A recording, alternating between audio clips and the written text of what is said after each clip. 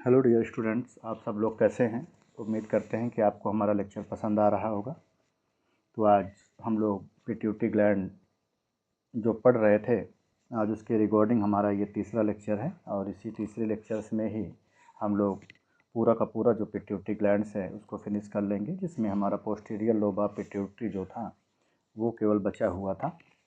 इसके पहले अगर हम आपको याद दिला दें तो हम लोगों ने जिन सारे टॉपिक्स को पढ़ा था उसमें सारा हमारा पिट्यूटरी ग्लैंड था, जिस पिट्यूटरी ग्लैंड को हम लोग हाइपोफाइसिस ग्लैंड का नाम देते थे। इसी को हम लोग मास्टर ग्लैंड का नाम देते थे, और मास्टर ग्लैंड जो होती थी उसको हम लोग हाइपोथैलेमस ग्लैंड का नाम देते थे। ये हमारी सबसे स्मॉलेस्ट एंडोक्राइन ग्लैंड के रूप में भी जानी जाती है। अगर ऑप्शन में पीनियल ग्लैंड नहीं है तो हम पिट्यूटरी ग्लैंड को स्मॉलेस्ट ग्लैंड के रूप में कंसीडर कर सकते हैं। और दूसरी बात ये देखने को मिलती है कि जो हमारी हाइपोथैलेमस होती है वो हाइपोफाइशियल स्टॉक के थ्रू से हमारी पिट्यूटरी ग्लैंड जो होती है वो कनेक्ट होती है। जो देखने को मिलता है कि स्फेनॉइड बोन में क्या होती है, प्रेजेंट होती है, और वहाँ पर जो गड्ढा दिखाई देता है उसको हम लोग सेला टार्सिका बोलते हैं। और अगली बात देखने को मिलती है कि जो हमारी पिट्यूटरी ग्लैंड्स होती है वो दो पार्ट में डिफ्रेंशिएट होती है, जिसमें हमारी एक एंटीरियर लोब ऑफ पिट्यूटरी होती है, जिसकी पूरी चर्चा हम लोग अपने प्रीवियस लेक्चर पार्ट 1 और पार्ट 2 में कर चुके हैं, जिसमें हम लोगों ने देखा भी कि जो हमारी एंटीरियर लोब ऑफ पिट्यूटरी हुआ करती थी, उस एंटीरियर लोब ऑफ पिट्यूटरी में हम लोगों ने देखा कि जिसको हम लोग एडेनोहाइपोफाइसिस का नाम देते थे, जिसमें 3 पार्ट पाए जाते थे, जिसमें हमारा पार्स डिस्टाइलिस, पार्स इंटरमीडिया और हमारा पार्स टोब्रैलिस हुआ करता था। और उसी क्रम में हम लोगों ने देखा भी कि जो हमारी एंटीरियर लोब ऑफ पिट्यूटरी होती थी उसकी जो वर्जिन थी वो हमारी एंडोडर्मल हुआ करती थी। और फिर उसी के क्रम में हम लोगों ने देखा कि जो हमारी एंटीरियर लोब ऑफ पिट्यूटरी होती थी उससे मेनली हमारे जो हार्मोन सिक्रीट होते थे उसमें हमारा सोमैटोट्रोपिक हार्मोन, जिसको हम लोग ग्रोथ हार्मोन्स बोलते थे, इससे हमको डिसऑर्डर्स भी देखने को मिलता था।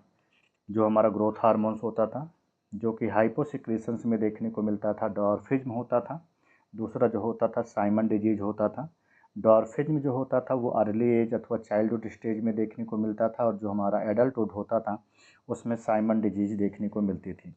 और उसी के क्रम में हमारा जो हाइपर सिक्रेशंस होता था उसमें देखने को मिलता था कि चाइल्डहुड कंडीशंस में गिगेंटिज्म होता था, और दूसरी देखने को मिलती थी एडल्टहुड में एक्रोमेगाली हुआ करती थी। और दूसरा जो हार्मोन था वो हमारा थायराइड स्टिमुलेटिंग हार्मोन था। फिर अगला जो हार्मोन था वो हमारा एडिनोकार्टिकोट्रोपिक हार्मोन था, फॉलिकल स्टिमुलेटिंग हार्मोन था, ल्यूटिनाइजिंग हार्मोन था, प्रोलैक्टिन हार्मोन्स हुआ करता था जिसको हम लोग मिल्क हार्मोन का भी नाम देते थे, और अगला जो लास्ट हमारा हुआ करता था जिसको हम लोग मेलानोसाइट स्टिमुलेटिंग हार्मोन्स का नाम देते थे। फिर हम लोगों ने इन सारी चीज़ों को हम लोगों ने अच्छी तरह से और बेहतर तरीके से पढ़ भी लिया था, और मैंने आपको बताया भी था कि जो हमारा लैक्टेशन की कंडीशंस होती है वो प्रोलैक्टिन हार्मोन्स में देखने को मिलता है। एफएसएच और जो एलएच हार्मोन्स होते थे वो दोनों हमारे गोनाडोट्रोपिन हार्मोन्स के रूप में कंसीडर किए जाते थे।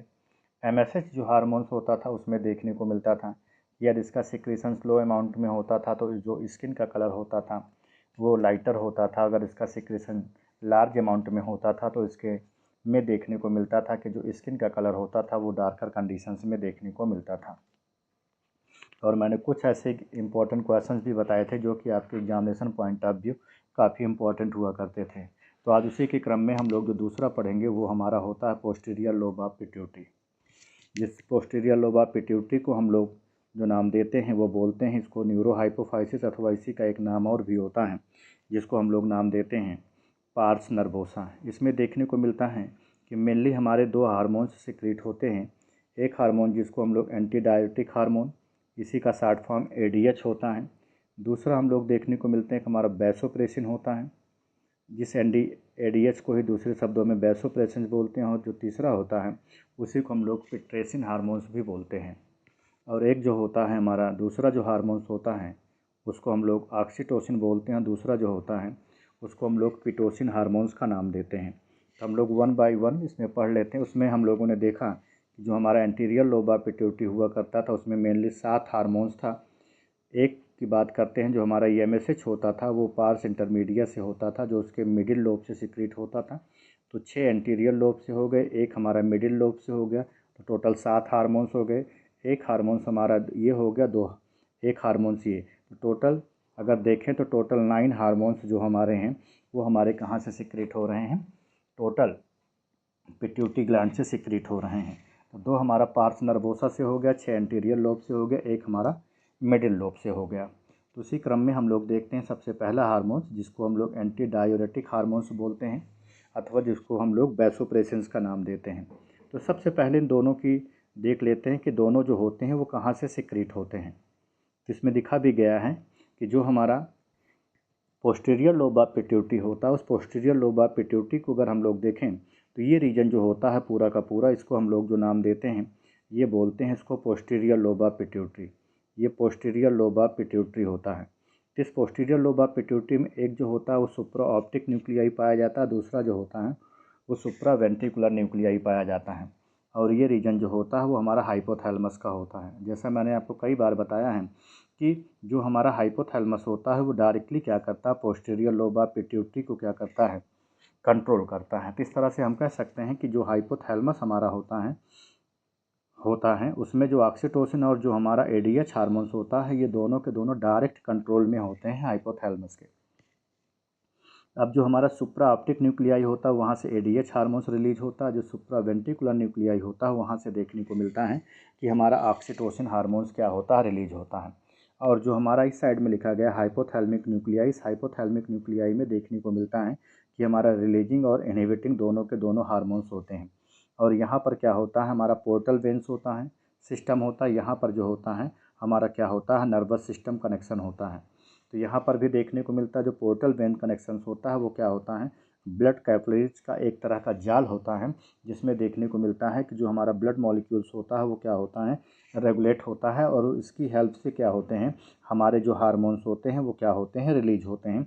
जो हमारे 6 टाइप के हार्मोन्स मैंने आपको बताया। बाकी के जो हमारे ऑक्सीटोसिन और जो एडीएच हार्मोन्स होता है ये डायरेक्ट हाइपोथैलेमस के कंट्रोल में होता है, जो कि सुप्रा ऑप्टिक न्यूक्लियाई और सुप्रा वेंट्रिकुलर न्यूक्लियाई के थ्रू से क्या होते हैं, ये रिलीज होते हैं। जैसा मैंने इसमें दिखाया भी है कि हमारा एडीएच हार्मोन्स रिलीज हो रहा है और दूसरा हमने आपको दिखाया है कि यहाँ पर क्या हो रहा है, एडीएच। अब अपने को पता हो चल गया कि जो एडीएच हार्मोन्स होता है वो मेनली कहाँ से रिलीज हो रहा है, तो जो हमारा सुप्रा ऑप्टिक न्यूक्लियाई हो रहा है वो यहाँ से रिलीज हो रहा है। दूसरा जो सुप्रा वेंट्रिकुलर न्यूक्लियाई होता है वहाँ से देखने को मिलता है कि ऑक्सीटोसिन रिलीज होता है। तो उसी क्रम में मैंने लिखा भी है कि जो हमारा एडीएच हार्मोन्स होता है वो मेनली जो होता है सुप्रा ऑप्टिक न्यूक्लियाई से क्या होता है, प्रोड्यूस किया जाता है और ये लाइज होता है कहाँ पर, ऑप्टिक कैजमा के इन बिटवीन। और अगली बात यहाँ पर देखने को मिलता है कि जो हमारा वैसोप्रेसिन्स होता है ये होता है डायरेक्टली रिलेटेड होता है कंसंट्रेशन ऑफ यूरिन में। ये क्वेश्चंस भी देखिए, ये टीजीटी 2005 में पूछा गया है कि वैसोप्रेसिन किससे रिलेटेड होता है। तो से डायरेक्ट यही क्वेश्चन पूछ लिया गया था कि ये यूरिन को क्या करता है, कंसंट्रेट करता है। अगली बात यहाँ पर देखने को मिलता है कि जो हमारा एंटी डायरेटिक हार्मोन्स होता है ये प्रमोट करता है वाटर मॉलिक्यूल्स के रीअब्जॉर्प्शंस के लिए, वो भी कहाँ पर, जो हमारा ग्लोमेरुलस फिल्ट्रेट होता है। जब हम आगे कभी पढ़ेंगे एक्सक्रीशन या स्क्रीटी सिस्टम पढ़ेंगे तो उस स्क्रीटी सिस्टम में एक टॉपिक आता है role of nephron in urine formation. और उस यूरिन फॉर्मेशंस में हम लोग देखते हैं कि 3 तरह का जो हमारा वहाँ पर यूरिन का मेथड होता है, जिसमें अपने को देखने को मिलता है अल्ट्रा फिल्ट्रेशंस होता है, सेलेक्टिव रीअब्जॉर्प्शंस होता है और क्या होता है, ट्यूबुलर सिक्रीशंस होता है। तो वहाँ पर हम लोग इन सारी चीज़ों को क्या करेंगे, बेहतर और अच्छी तरह से पढ़ेंगे कि किस तरह से ग्लोमेरुलस के थ्रू से क्या होता है, वाटर मॉलिक्यूल्स का रीअब्जॉर्प्शंस होता है और जिसमें हमारा एडीएच हार्मोन्स क्या होता है, वो प्रमोट करता है वाटर मॉलिक्यूल्स के रीअब्जॉर्प्शंस को। अगली बात यहाँ पर देखने को मिलती है हमारा, और वो होता है जो अल्कोहल होता है वो इनहिबिट करता है एडीएच के सिक्रीशंस को, जिससे देखने को मिलता है कि जो इंक्रीज का आउटपुट होता है वो क्या होता है, बढ़ जाता है। और अगली बात इसी में देखने को मिलती है, क्वेश्चन भी आपका पीजीटी 2009 में पूछा गया है कि जो हमारा वैसो कॉन्स्ट्रिक्शंस होता है, इट मीन्स जो ब्लड मॉलिक्यूल्स अथवा जो हमारा ब्लड वेसल्स होता है उसका कॉन्ट्रैक्शंस होता है, जिसकी वजह से देखने को मिलता है कि जो हमारा ब्लड प्रेशर जिसको हम लोग बीपी बोलते हैं, ये बीपी क्या होता है, ये इंक्रीज़ कर जाता है। ये हमारा पीजीटी 2009 में क्या किया गया है, ये क्वेश्चन पूछा गया है।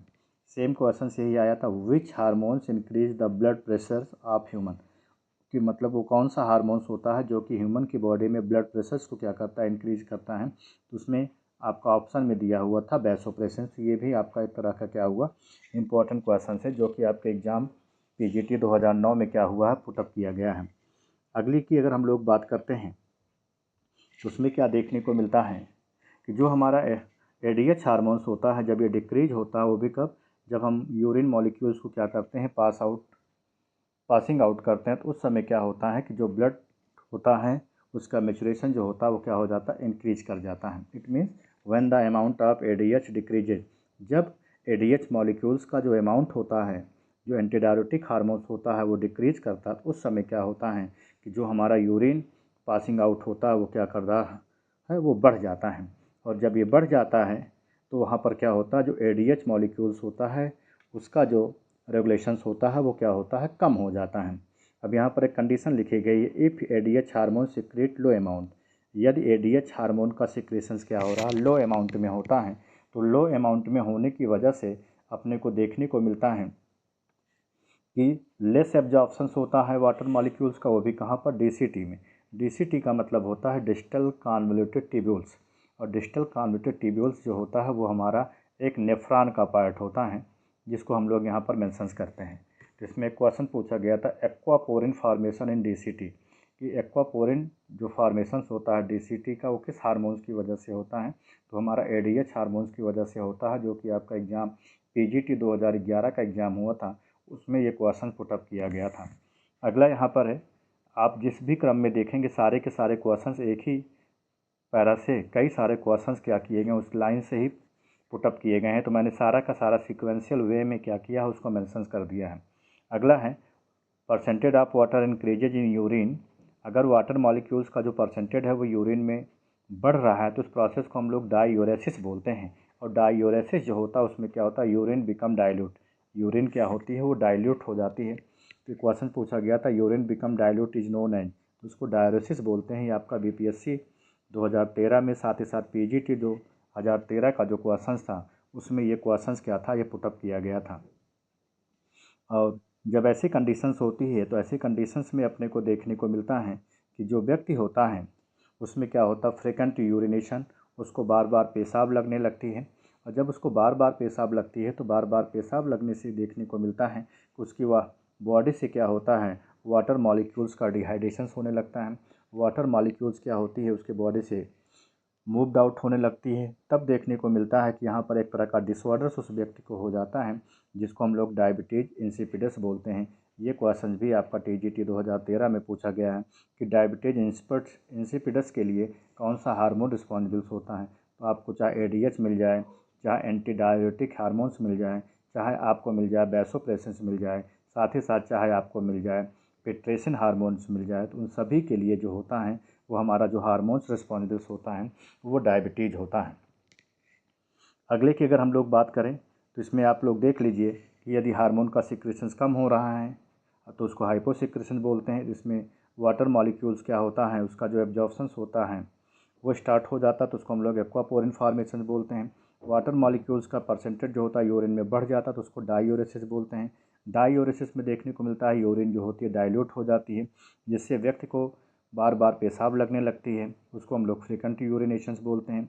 और उस कंडीशंस में क्या होता है, जो व्यक्ति होता है उसकी बॉडी से क्या होता है, वाटर मॉलिक्यूल्स लॉस होने लगता है, तब एक तरह का डिसऑर्डर्स हो जाता है। और वो जो डिसऑर्डर्स होता है उस डिसऑर्डर्स को हम लोग नाम देते हैं डायबिटीज इंसिपिडस।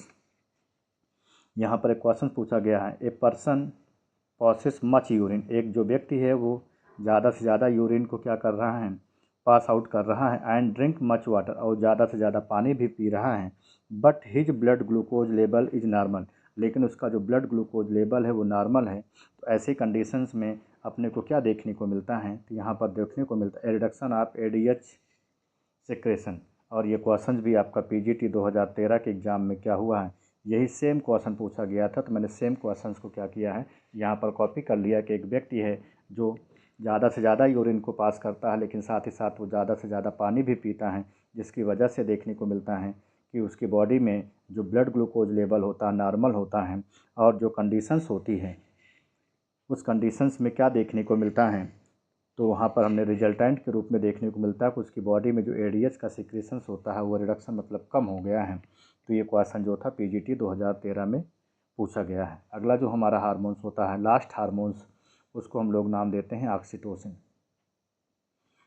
ऑक्सीटोसिन हार्मोन्स की अगर हम लोग बात करते हैं, ऑक्सीटोसिन मेनली जो प्रोड्यूस होता है वो neuron in the paraventricular nucleus, मैंने आपको पहले ही बताया है कि जो हमारा पैरा ऑप्टिक न्यूक्लियाई होता है वहाँ से देखने को मिलता है कि हमारा ADH हार्मोन्स रिलीज होता है। जो पैरावेंट्रिकुलर न्यूक्लियाई होता है वहाँ से देखने को मिलता है कि हमारा ऑक्सीटोसिन हार्मोन्स जो होता है रिलीज होता है। और जो ऑक्सीटोसिन हार्मोन्स यहाँ से रिलीज हो रहा है वहाँ पर देखने को मिलता है जो पैरावेंट्रिकुलर न्यूक्लियाई से होता है। यहीं पर थर्ड वेंट्रिकल्स भी पाया जाता है, जिस थर्ड वेंट्रिकल्स को हम लोग जो नाम देते हैं वो